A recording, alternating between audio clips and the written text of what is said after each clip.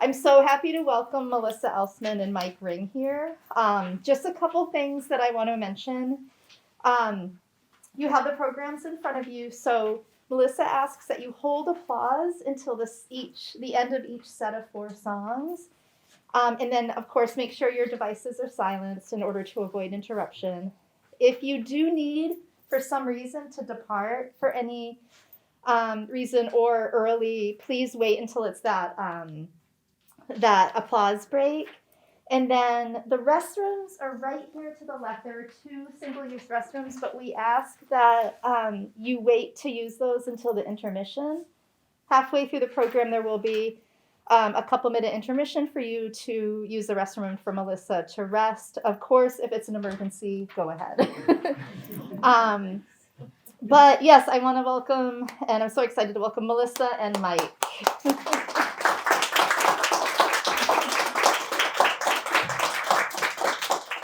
Well, thank you all so much for being here today. I'm excited to have you here. La Femme Valliante means the valiant woman. And in my opinion, Augusta Holmès is the complete embodiment of valiant. During her time, women were mostly discouraged from composing, and the women that did compose were told that they were only capable of composing small-scale works, such as art song, songs for voice and piano. But Augusta Holmès not only composed 130 songs in her lifetime, but she composed many large-scale works, orchestral works, operas, choral works, and she was often criticized for composing in a masculine or virile manner. But she was also very celebrated for her compositions, as you will see. And according to Helen Cow, in her book about Augusta, no other French woman before World War I composed more for orchestra, yet somehow most people, even professional musicians, have never heard of her. Along with her compositions, she was known for her poetry, her mesmerizing contralto voice, virtuoso piano playing, and being a striking beauty and a muse to many. For example, we have painter Henri Regnault here, and after meeting her for the very first time, he was so inspired that he was able to get over his creative block and finish his painting of Thetis and Achilles. And I just love this painting because it gives us an idea of what she looked like when she was younger. There aren't any pictures of her, so I really love this one. And this painting actually went on to win the Prix de Rome.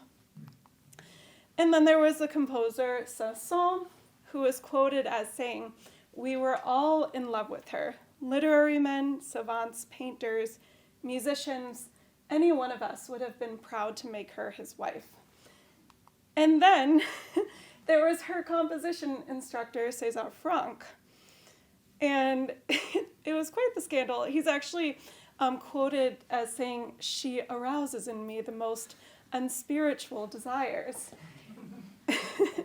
And when he premiered his piano quintet in F minor, the guy we saw earlier, Saint-Saëns, was playing the piece, sight reading the piece on the piano, so he'd never seen it before. And as he was reading it, he realized, oh, this is about Augusta. And he became more and more angry and actually ended up storming off stage. And César Franck's wife was equally furious. I'm not actually sure how they knew it was about her, but somehow they did. And then there is this handsome gentleman, André Theurier, an author, and she inspired the main character of his book, Mademoiselle Guignon.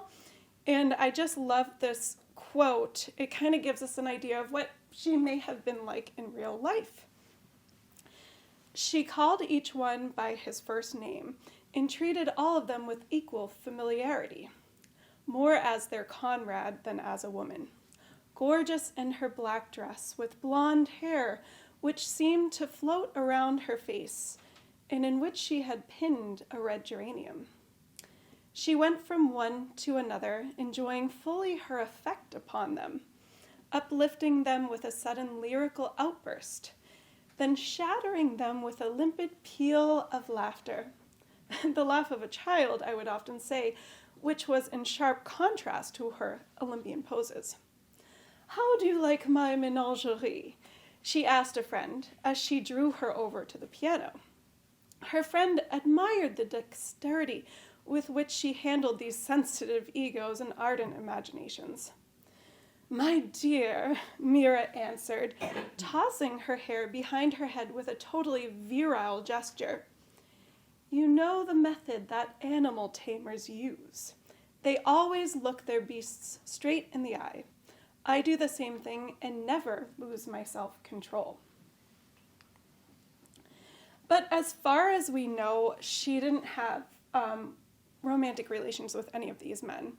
And there were many others who were infatuated her.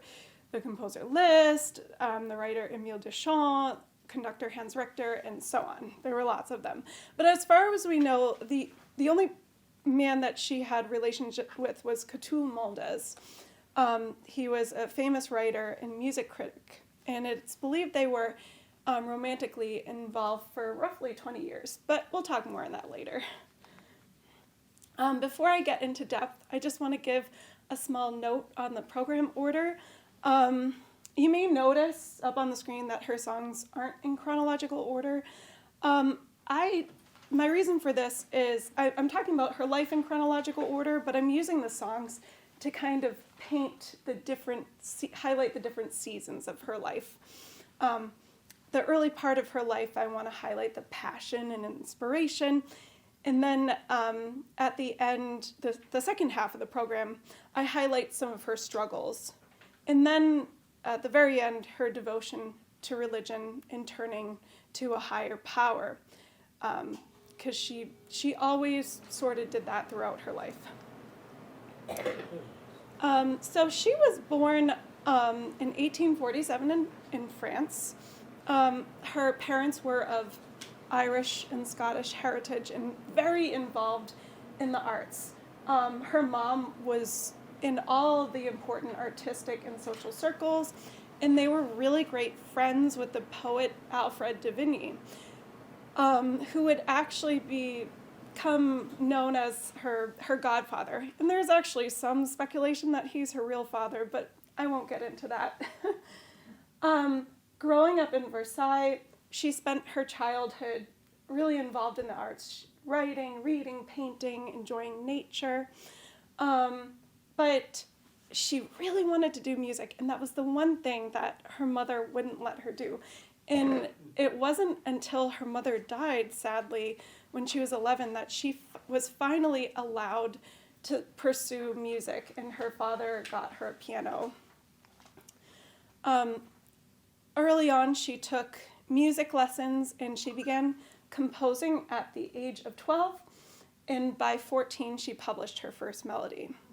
Her father took her to all the musical salons of the day, and she got to know all the most prominent artistic and literary figures, and she was also very highly respected in these circles. And I should point out that unlike her male peers, she never got to study at a music conservatory, and she was limited to private lessons, and she got a much later start.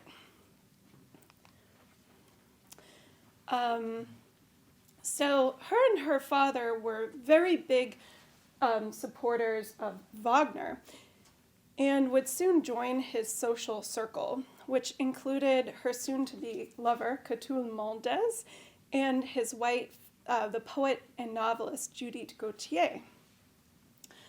Her music compositions were hugely influenced by his, and she was inspired by his way of creating a total work of art.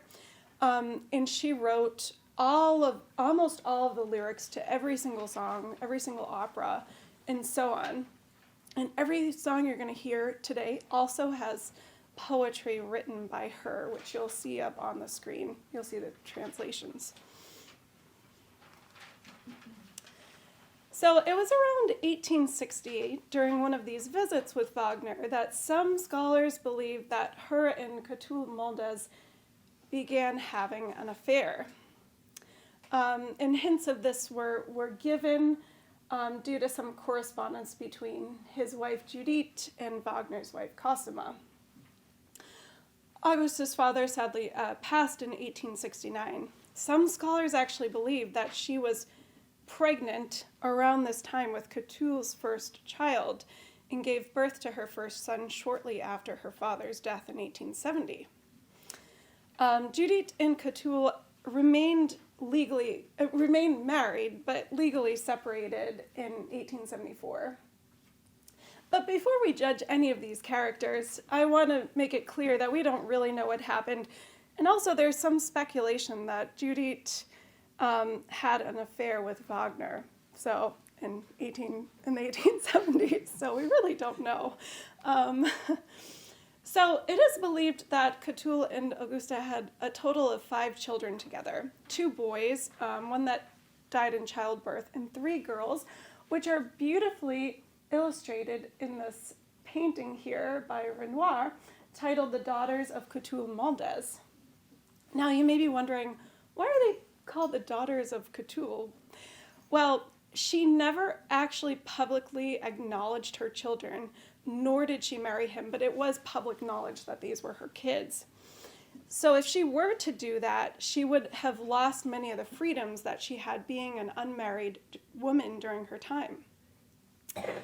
Her children ended up taking the name of Catulle's widowed father, and when her own father died, she inherited all of his money and the house, and she was really able to live as an independent woman and follow her career.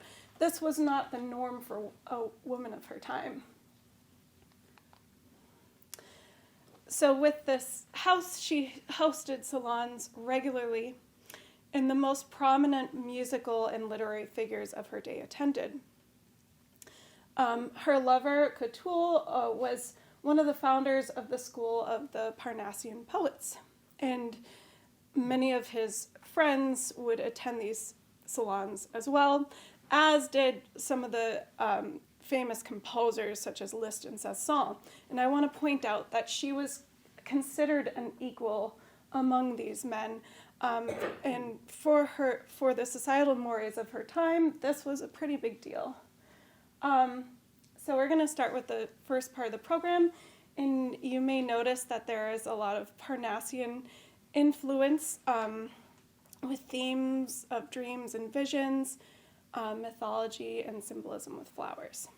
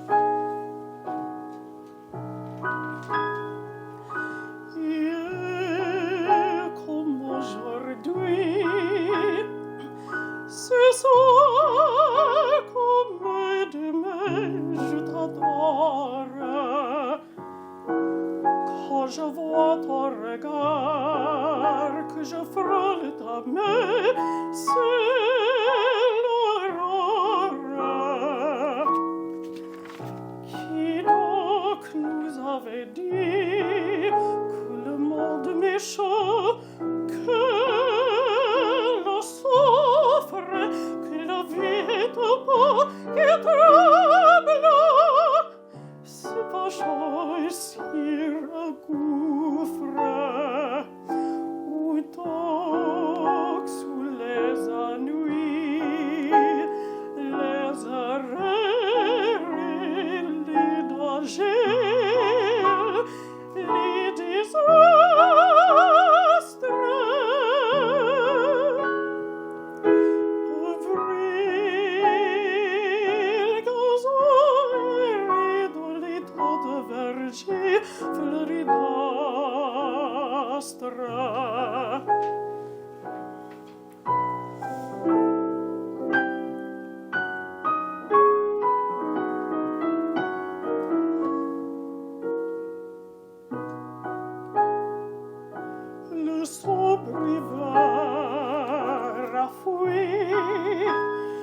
Dieu prétend nous délivrer.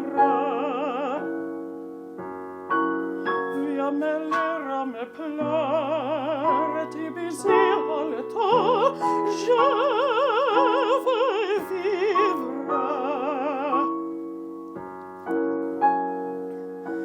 Nos cœurs sont confondus, nos âmes pour toujours sont unies. Nous avons éballé le livre des amours raffinés.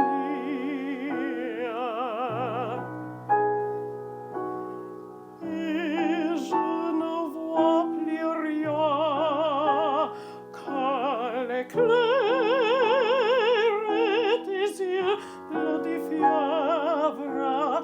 Viens, je veux s'opérer les suprêmes aveux si tes lèvres.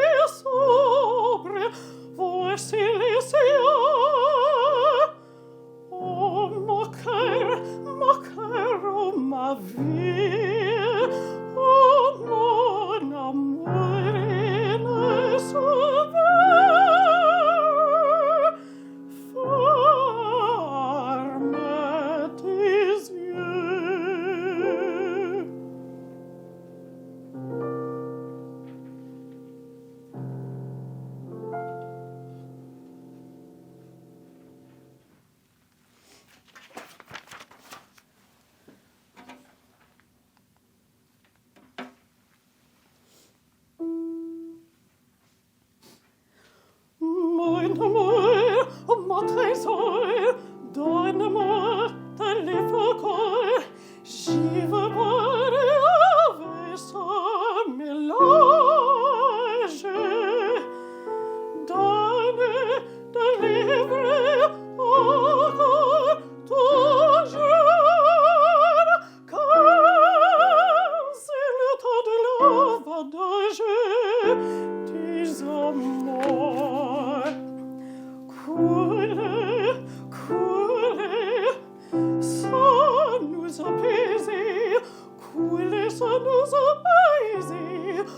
à crier des baisers.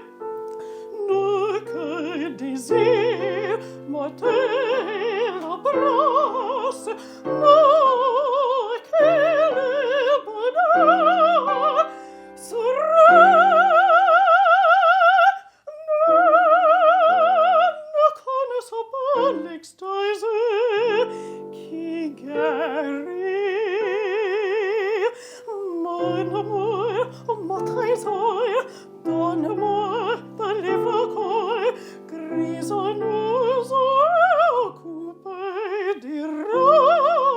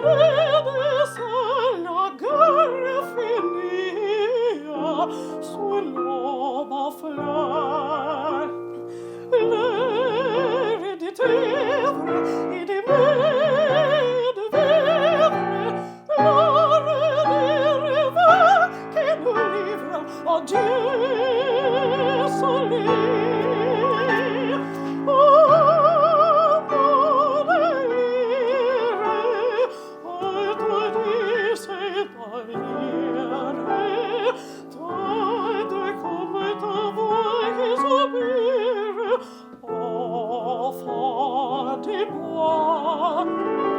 C'est la jeunesse qui nous oppresse, veille satisfaire une trace du paradis.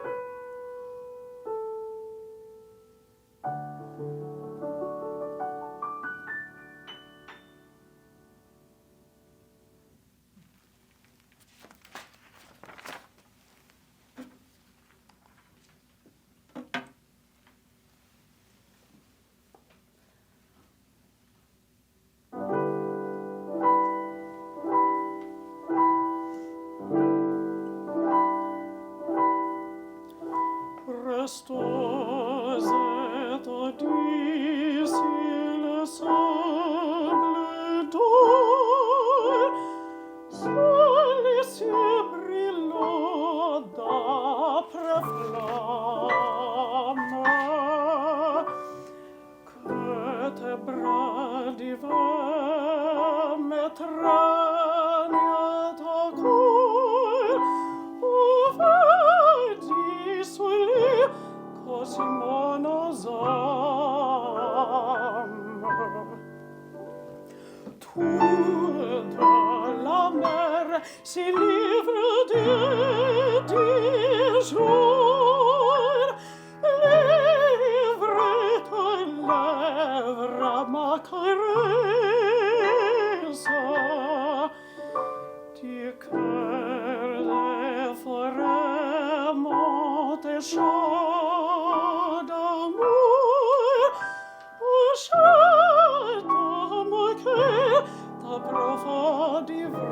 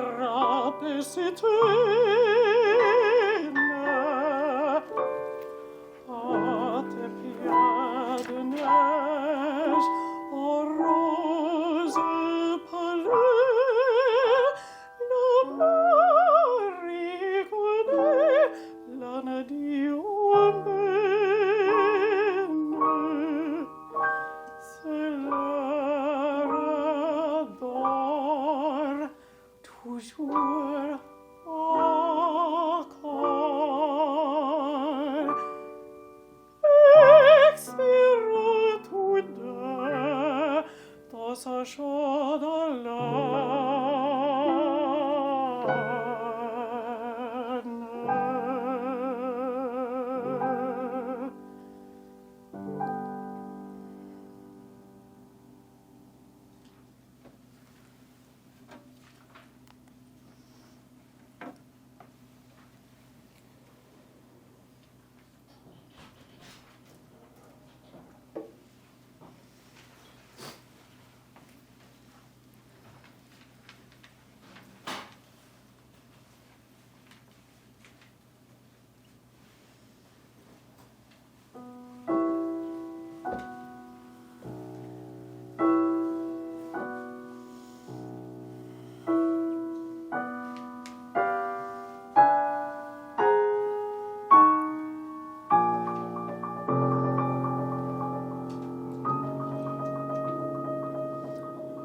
C'est l'heure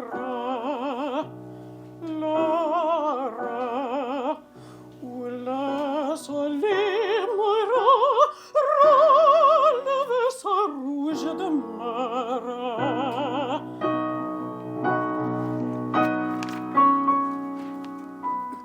C'est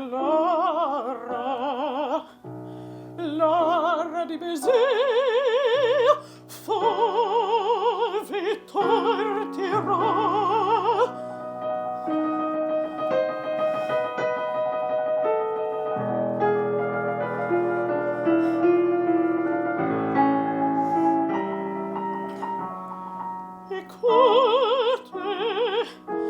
Écoutez, pleutez à mes bras, mon cœur qui saigne goutte à goutte.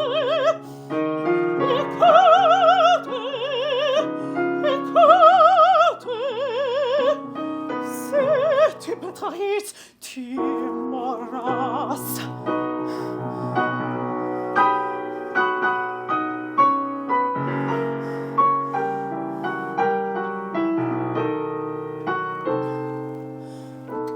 Oh, pleurez, pleurez, si jamais en passant mes marins ont ici tes fleurs. Oh, pleure, pleure, pleure, pleure, quand la neige boira ton sang.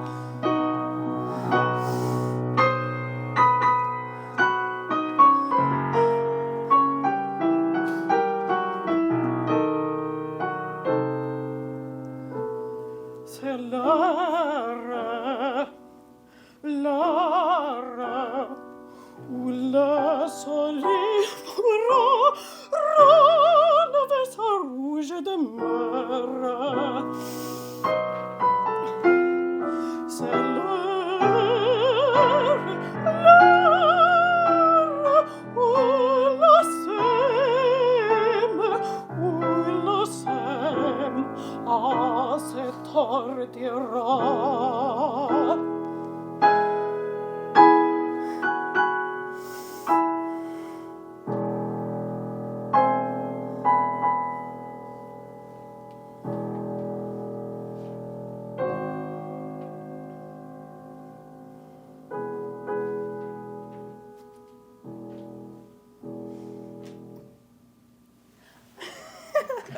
Hi, Angela. I'm sorry.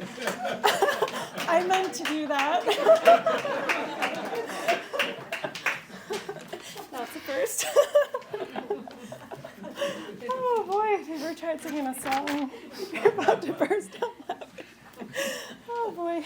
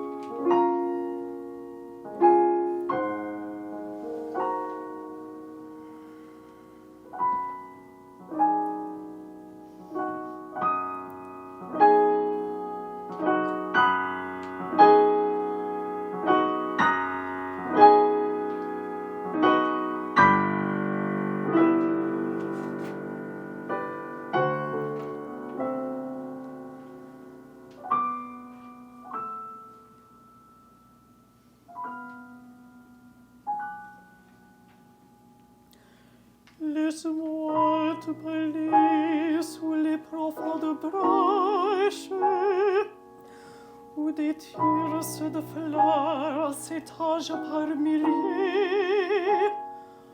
Ô cette terre où la lune en longue clarté blanche fait de sa bois un temple aux lumineux piliers.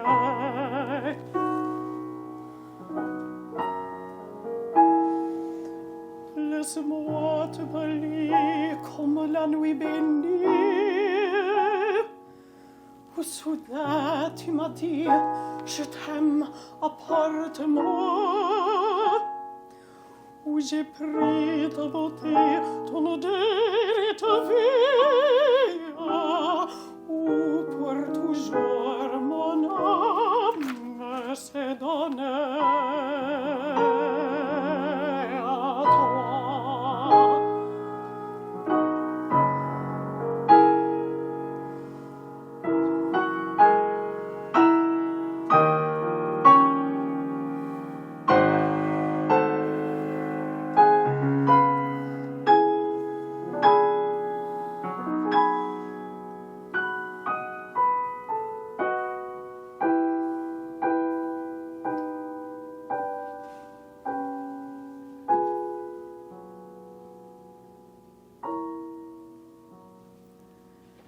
Laisse-moi te parler des amours éternels,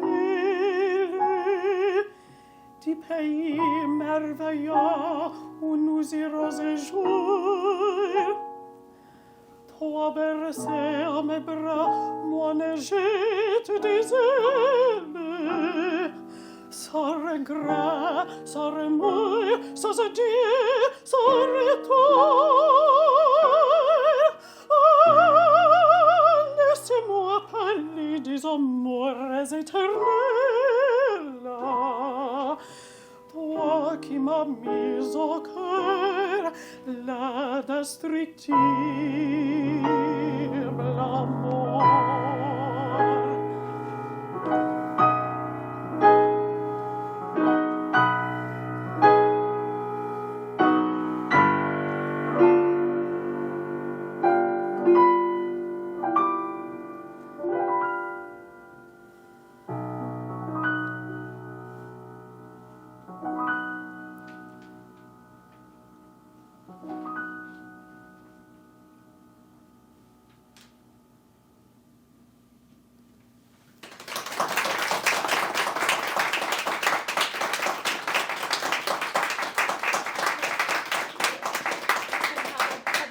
A brief pause.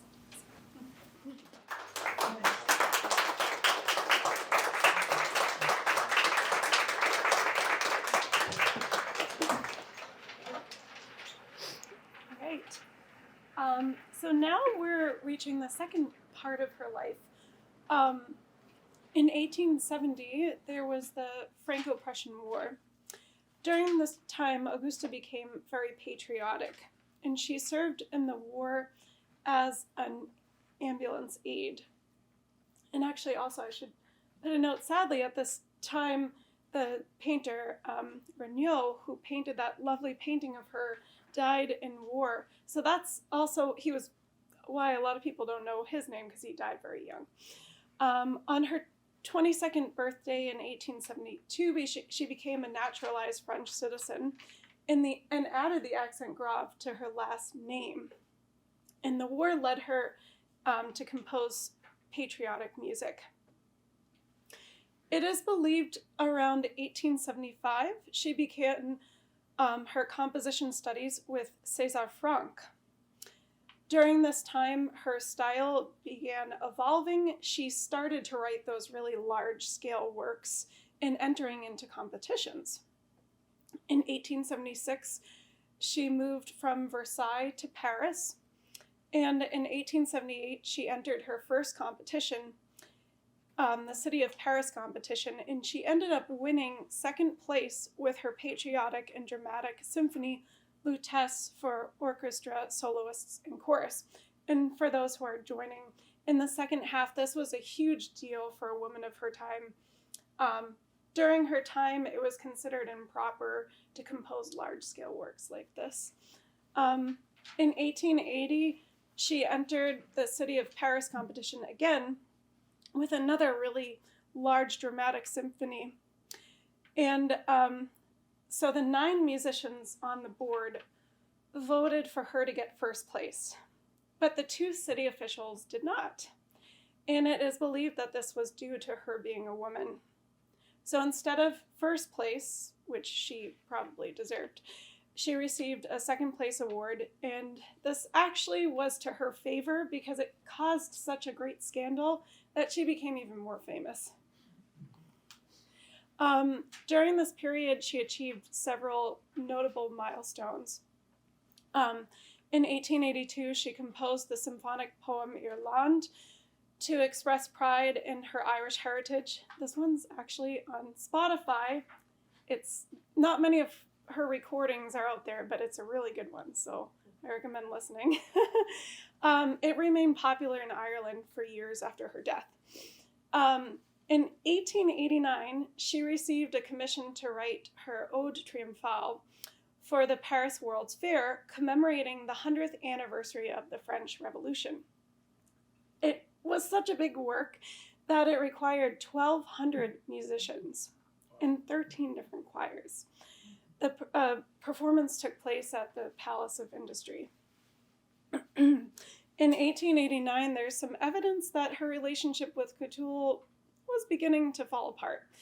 Interestingly, during the same year, she composed the song The Heartless Princess, where you're going to hear soon. The lyrics she wrote herself. They're written from a male perspective. I think, though, that she was talking about her own feelings of heartbreak. I think she was actually talking about herself here. And this song is part of the selection of songs of the first 4 songs of the second half of the program from her collection titled 20 Melodies. And all the songs that I chose from this collection, I believe, represent her unrequited love with Catulle. But this heartbreak, of course, did not deter her from achieving any success. In 1890, she received a commission from Florence, Italy, to compose the cantata, The Hymn of Peace, for the Festival of Beatrice and Dante. It was a huge success. The crowd was wild. There were over 4,000 spectators, and she got 18 standing ovations, and women were literally throwing roses at her feet.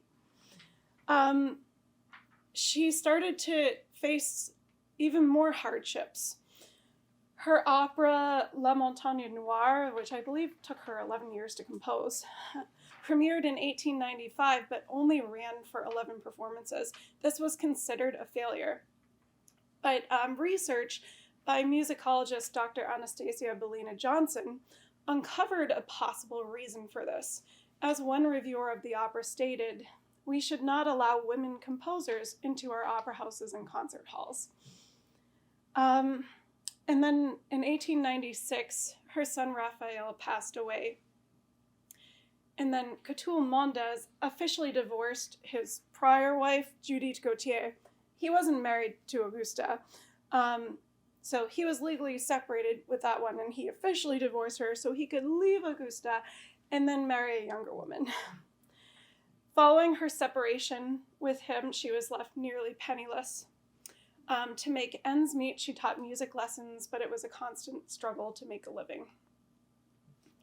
Despite all of this hardship, she remained hopeful. And I really think she turned to religion to help her get through her struggles. It was said that she was always kind of into the mystical and into turning to something greater than herself. In 1901, after having been friends with a Catholic priest for some time, she decided to convert to Catholicism.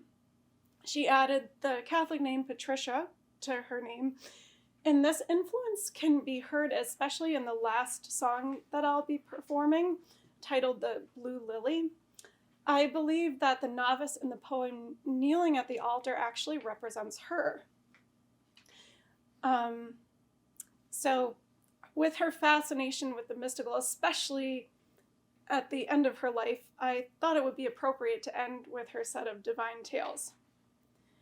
So this is really spooky. It is said that she wore an amethyst ring, and if the stone ever fell out, she knew it would be her last days on Earth. The stone fell out the first few days of January in 1903, and then she soon suffered a heart attack, dying on January 28th. Fun fact, I was thinking of getting an amethyst ring for the performance, but my husband didn't let me. He was like, no, that's, like, what if it falls out? But so we're 4 days away from the anniversary of her death. So as we move to the last set of songs, I want to leave you with this quote of hers. "You will see how beautiful I will be when I am dead. Happiness will shine from my face, because I will possess my ideal, sought after in vain on this earth. A smile will be on my closed lips."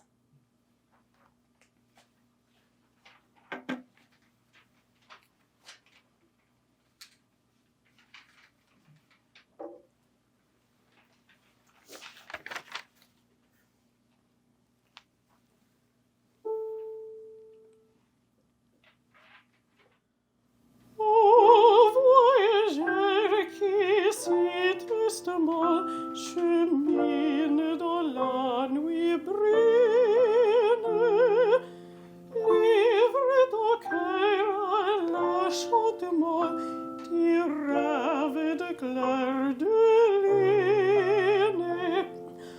Oh, les elfes autour des doigts fleurissent la clairière.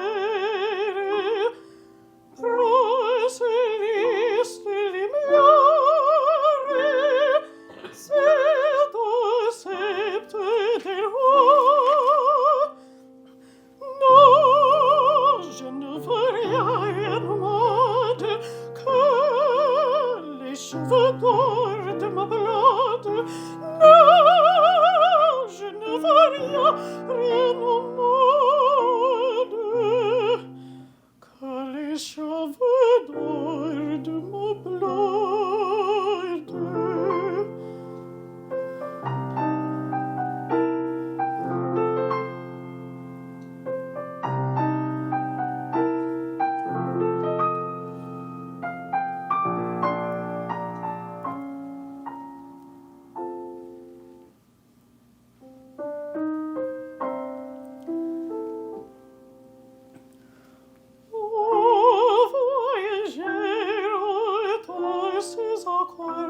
Qui mêle des rafales, la voix magique et d'autres décors, il y a arbre triomphale.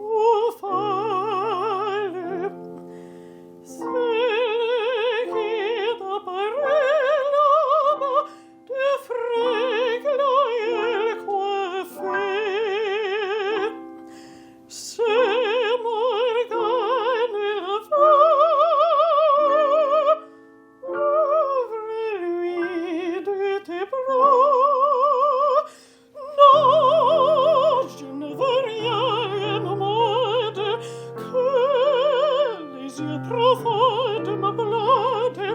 Non, je ne veux rien au monde que les yeux profonds de ma blonde.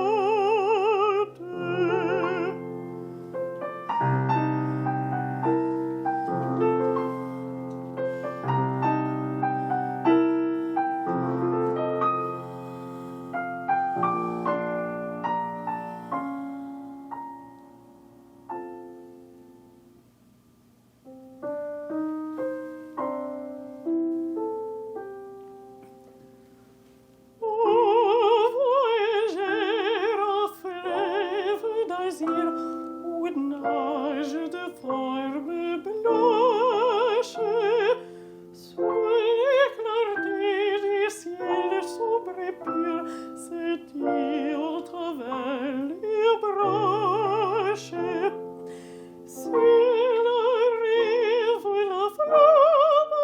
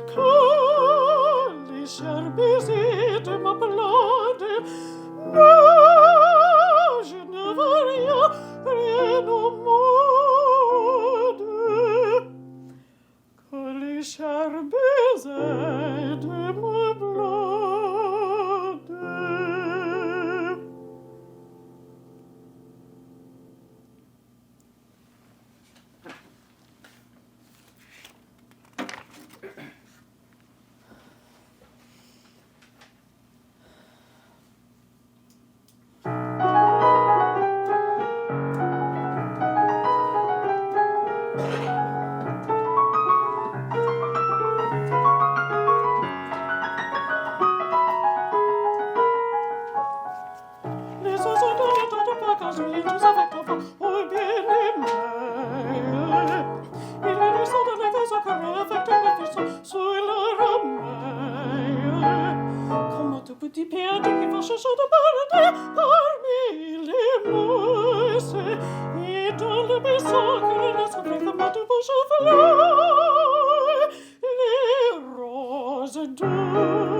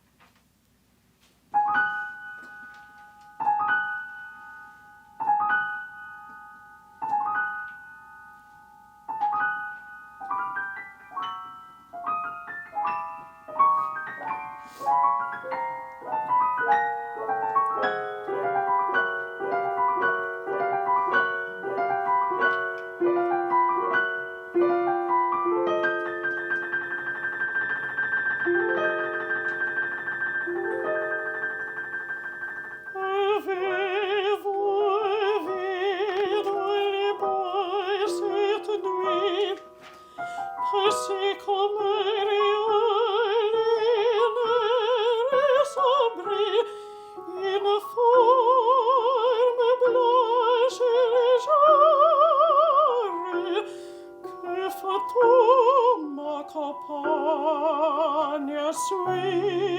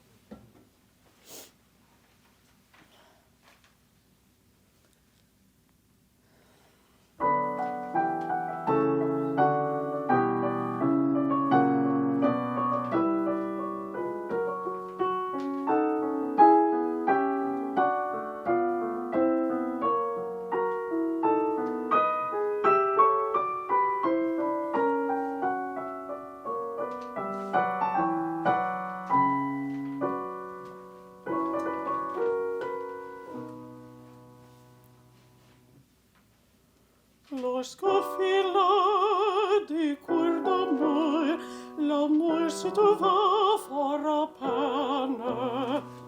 Ni bergère, ni châtelaine ne voulaient qu'on le fît le cours. Lorsqu'au fil des cours d'amour, l'amour se trouva fort à peine.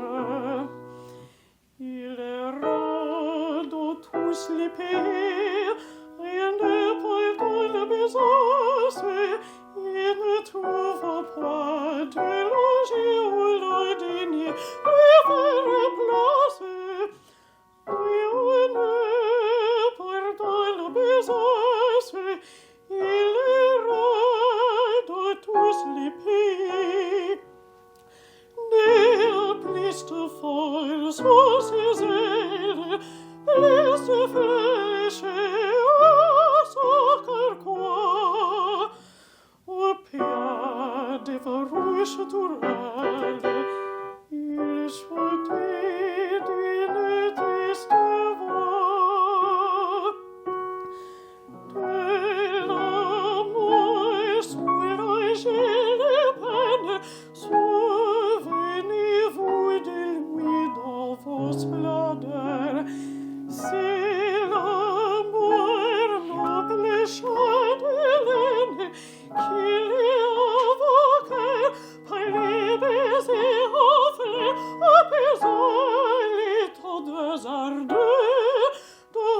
âmes en plane.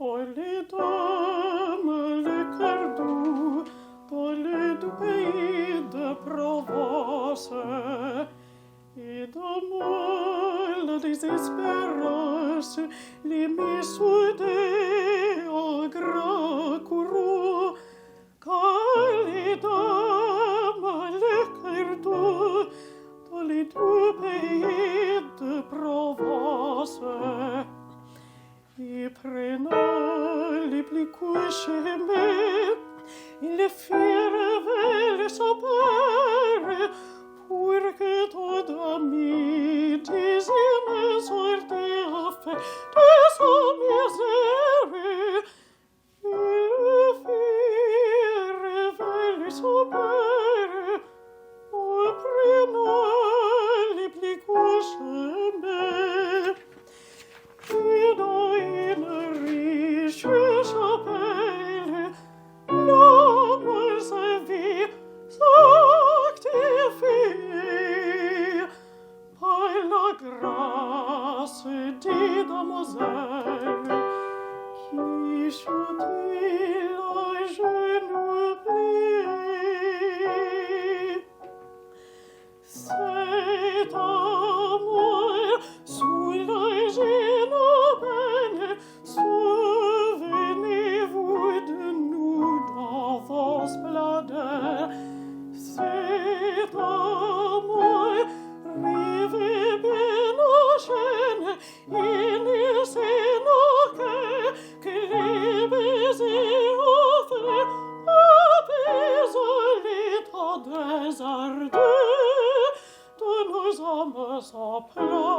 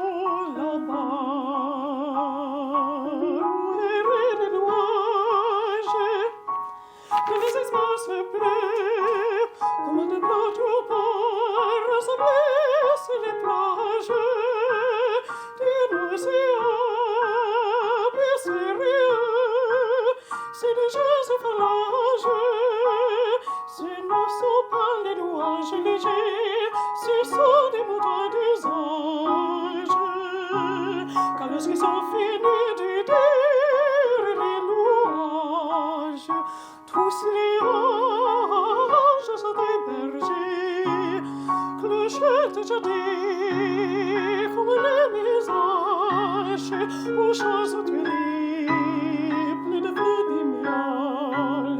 Sonnez clochettes du ciel, sonnez clochettes du ciel, sonnez clochettes des moutons des anges.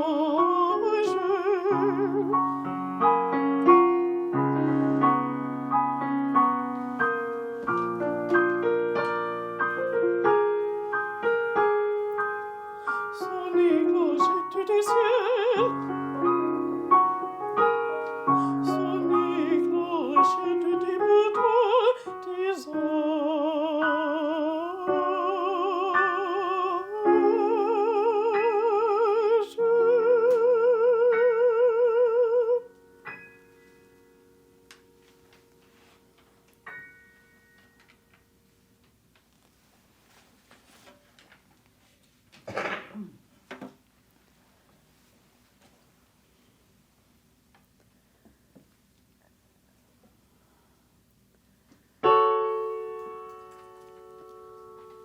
Oh, la chapelle blanche, au pied de la statue, un bon novice est prosterné.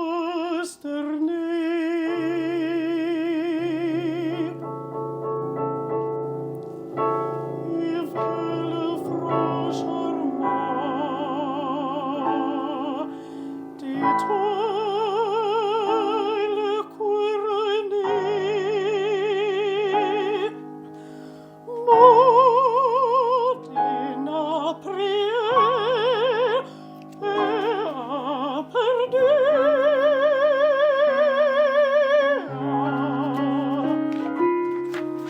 Pardonne si j'ose te parler ainsi, ô mystique rose qui fleurit ici. Vierge souveraine des autels à fleurs, immortelle reine au pire pâleur.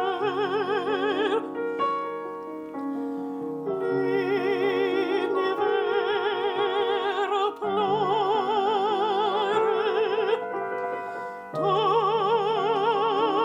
divinité.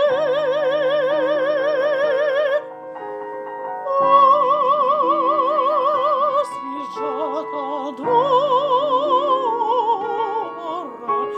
c'est pour ta beauté.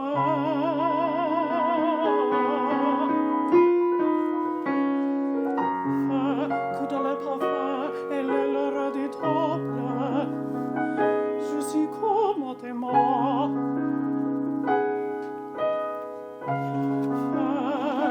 Que dans les tombeaux mon regard te contemple, éternel amant,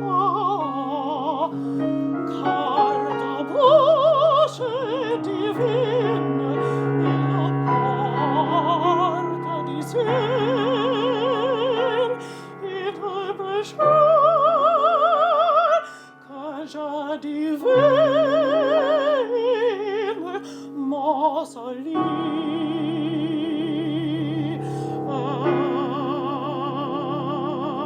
Éternel.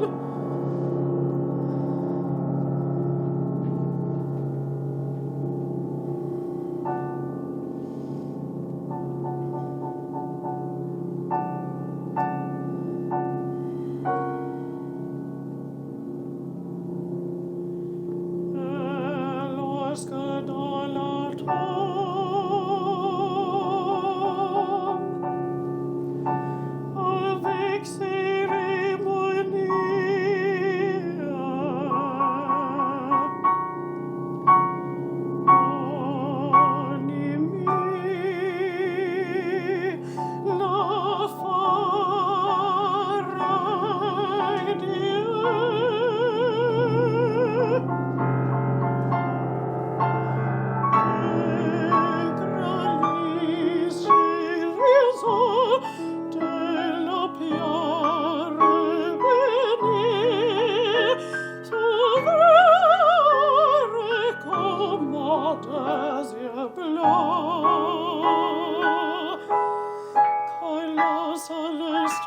bella palmita sott'apre.